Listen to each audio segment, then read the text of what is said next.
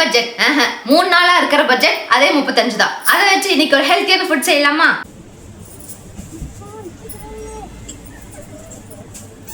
கம்பு பாக்கெட் வாங்கி 1 மாசமே ஆச்சு. இன்னைக்கு இவனை வச்சு தான் செய்ய போறோம்.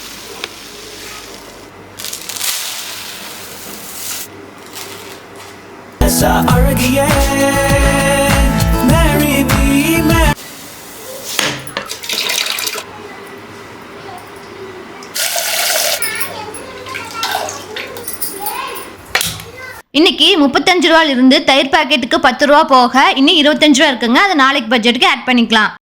ஓகே. இன்னைக்கு கேம் ஸ்பாட் தி டிஃபரன்ஸ் தாங்க. கரெக்டா கண்டுபிடிச்சு கமெண்ட் பண்ணிருங்க.